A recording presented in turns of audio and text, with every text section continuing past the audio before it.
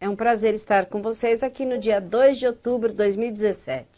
Nós estamos aqui engatilhando uma primavera e indo para o final do ano, certo? Então, eu recebi muitas perguntas a respeito de mecanismos de defesa. É interessante, é bom vocês lembrarem que os mecanismos de defesa foram instituídos pelo Freud, depois amplamente estudados pela sua filha Ana Freud, que deu maior corpo a essa teoria dos mecanismos de defesa. Os mecanismos de defesa podem ser considerados como ações psicológicas que têm por finalidade reduzir qualquer manifestação que pode colocar em perigo a integridade do ego, pois o indivíduo não consegue lidar com situações que por algum motivo considera ameaçadoras. Então, o que isso significa, né? Isso está aqui, eu estou lendo isso aqui, está aqui do meu lado, eu estou lendo isso como se eu estivesse, sei lá, numa sala de aula dando aula. Eu faço uma leitura de um slide e depois nós vamos explicar esse slide. Então, quando a gente fala ego, para o Freud, é a estrutura que representa o consciente e que faz a relação do interior do ser humano com o que vem de fora. E o consciente também faz uma relação com o pré-consciente e com o inconsciente, né? Então, é através do consciente, que é o ego, que se fazem as relações da vida. Se esse ego não estiver estruturado, ou se esse ego sentir que é algo ameaçador, o que pode ser ameaçador para o ego? Segundo Freud, novamente, a pessoa pode ter, já que nós somos compostos estruturalmente de id, ego e superego, ou seja, o id, a instância do desejo, e o superego, a instância da censura, o que pode ser ameaçador ao ego, geralmente são os desejos do id, que por vezes não são aceitos moralmente, ou não são aceitos por qualquer questão. Então eles podem colocar o ego em perigo, se eles vierem para a consciência. Se eles saírem do recalque do inconsciente e vierem para a consciência. Então, para tanto, o ser humano cria mecanismos de defesa. Os mecanismos de defesa normalmente, quer dizer, não é somente, mas os mecanismos de defesa vão ser instaurados pela própria pessoa de 0 a 10 anos, 0 não, tem que ter um pouco mais de idade, mas de 4 a 10 anos de idade, onde o superego só vai se formar inteiramente a partir de 8, 9, 10 anos de idade. Então, nessa idade, é uma idade complicada, visto que ainda muitos estímulos tensionais permeiam a camada da censura e não são censurados pela criança. E compõem um arcabouço de crenças, de pensamentos e sentimentos. E os próprios mecanismos de defesa.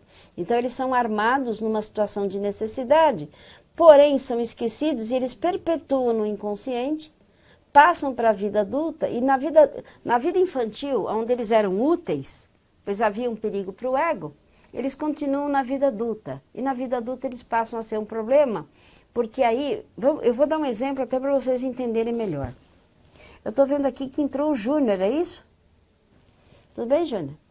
Vamos supor que uma criança apanha uma surra do seu pai e da sua mãe com 4 anos de idade. Vamos supor que é um menino. E o menino dentro de si pensa, 4 anos é muito pequeno, vamos colocar 6 anos. Com 6 anos. E o menino pensa assim dentro de si, eu não vou chorar. Papai e mamãe não vão ter o gostinho de me ver chorar. Então ele está criando um mecanismo de defesa. Ele não pode brigar, ele não pode fugir, ele não pode reagir. Então ele cria um mecanismo interno do desejo de não mostrar lágrimas para o seu pai. Ok. Aquilo passa, essa criança cresce, ela se esquece desse fato, só que o mecanismo de não chorar permanece no seu inconsciente. O inconsciente é atemporal. E um dia, mais tarde, ele está numa situação que ele está triste, ele precisa chorar e as lágrimas não vêm, ele não consegue, né? E aí ele fica num conflito psíquico, ele poderá, sei lá, ficar angustiado, vamos supor. Aí ele vai na terapia e na terapia ele diz assim, eu não consigo chorar. E aí o analista vai procurar onde se instalou esse mecanismo de defesa. Porque o paciente precisa conhecer o mecanismo de defesa para ele mesmo desmontá-lo. Né? Para, nesse caso desse rapaz que se tornou um homem, ele mesmo poder chorar. ok? Isso daqui não existe um mecanismo de defesa de não chorar, eu só dei um exemplo. Os mecanismos de defesa, eles vão ter nomes, e são mais de 40, e às vezes, e sempre eles viram mais do que um, né? 2, 3, 4, 5 simultaneamente. Ninguém vai ter um mecanismo de defesa. Vai poder ter talvez um que seja mais, que chama mais atenção, que é mais intenso, mas normalmente não se tem um mecanismo de defesa. Então, são processos inconscientes que permitem à mente encontrar uma solução para conflitos não resolvidos pela consciência. A base dos mecanismos de defesa são as angústias. Quanto mais angustiados estivermos, mais fortes os mecanismos de defesa ficam ativados. Então, quem é que já não sentiu angústia? Você que está aí me ouvindo, você nunca sentiu angústia, você não sabe o que é angústia? Então, angústia é uma emoção, uma sensação que não chega a ser provavelmente patológica, porque depende da intensidade da angústia e o tempo que você fica sentindo angústia. Mas a angústia é uma coisa que todos nós passamos até às vezes no dia a dia. Quem anda numa cidade grande, pega um metrô, enfim, mas isso são angústias conscientes. Quando a gente fala de mecanismo de defesa, nós estamos falando de angústias inconscientes, né? E aí você está angustiado e você não sabe. Ok? Júnior e Carolina, se vocês quiserem fazer perguntas aqui, vocês também podem fazer. Eu estou respondendo uma série de perguntas que me fizeram, que todas elas caem no conceito de mecanismo de defesa. Eu estou fazendo como se eu estivesse dando uma aula, com slides, lendo aqui e depois explicando para vocês, tá? Eu estava explicando o que são os mecanismos de defesa do ego. Eles estão para a psique humana como os glóbulos brancos estão para o físico. Se nós temos uma ameaça de vírus, bactérias, os glóbulos brancos aumentam muito, que são os soldados que vão combater essas doenças. O mecanismo de defesa da psique humana tem outros nomes, não são glóbulos brancos. Eles são muitos. Entre eles existe um chamado repressão, que é a retirada de ideias, emoções ou desejos perturbadores da consciência e pressionando essa repressão para o inconsciente. Muitas vezes ela fica ali no pré-consciente. Então, por exemplo, a repressão é um mecanismo de defesa comum.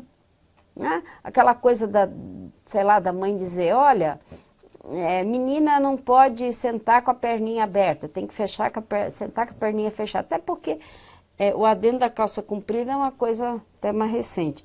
E aí aquilo é um mecanismo de repressão. Então a repressão pode vir de fora, da sociedade, da família, da escola, da religião, de qualquer contexto, pode vir interna, pressionada até pelo complexo de Édipo. Mas a repressão é uma coisa comum na nossa sociedade, né? Nós vamos ter repressões. Agora, o must do momento foi a apresentação daquele artista, não sei, que se apresentou no museu nu e que permitia que as pessoas o tocassem, inclusive crianças. Eu estou trazendo esse fato porque acho interessante um psicanalista se posicionar com relação ao fato. Sem dúvida nenhuma, eu não concordo com o que foi feito e também não acho que isso seja arte. Né? Acho que isso é mais uma afronta neurótica do artista, né? Uma espécie de birra infantil de estar nu e mostrar para todo mundo que ele pode. Tanto é que agora ele tomou um processo junto com a mãe da criança, os pais da criança, junto com a equipe. Eu não sei se o museu também vai ser multado por ele ter tido esse comportamento. Então, muitas pessoas me perguntaram se isso era pedofilia. Olha, eu não sei, eu não o conheço pessoalmente para saber se ele é pedófilo. Mas, a meu ver, é assim. Existem muitas coisas sexuais absolutamente ilícitas na nossa sociedade, mas certamente são para os adultos. Não é bom psiquicamente erotizar crianças. Assim como você não deve dar uma Playboy para o seu filho, pequeno, menor, você também não deveria levá-lo ao museu, vendo uma cena dessas, era bom ser... Quer dizer, o artista já não devia ter feito isso, mas seria, e nem o museu ter deixado, mas seria de bom senso dos pais tirarem os filhos do local. Né? Porque um artista nu e as crianças tocando no artista em qualquer lugar do seu corpo, não acredito eu que isso possa ser uma expressão de arte, gente. É uma expressão de uma perversão, talvez sexual, sim. Isso é uma visão psicanalítica, particular da Fátima Mora. mas parece que corrobora quando o juiz que já acabou de dar a sentença. Então, para todas as pessoas que me perguntaram a respeito do fato, para aqueles que... Eu só estou ilustrando aqui no chat, porque como está sendo um assunto muitíssimo comentado em todas as redes sociais, e como eu sou presidente da Sociedade Brasileira de Psicanálise Integrativa, as pessoas acabam por pedir uma orientação do ponto de vista da psicanálise. E eu estou dando um ponto de vista da psicanálise da Fátima Mora, tá? Continuando aqui com o nosso chat, muitas pessoas têm me feito perguntas sobre por que eu preciso fazer análise. Então, o mecanismo de defesa era isso, tá bom, gente? Mas tem me perguntado assim, mas por que eu tenho que fazer terapia? E por que é interessante fazer terapia com terapeutas da SBPI? Como é que isso se fundamenta, Fátima? Bom, então, eu vou fundamentar para vocês, veja bem, aqui não implica em obrigatoriedade, mas bom senso. A psicanálise da SBPI, ela não é ortodoxa. Por quê? Porque ela não dá só Freud. Nós não aprendemos só Freud. Nós aprendemos Jung, Reich e Lacan, né, que são autores que algumas escolas ortodoxas, principalmente Jung e Reich, não são dadas. Lacan sim, mas Jung e Reich não são nem considerados psicanalistas.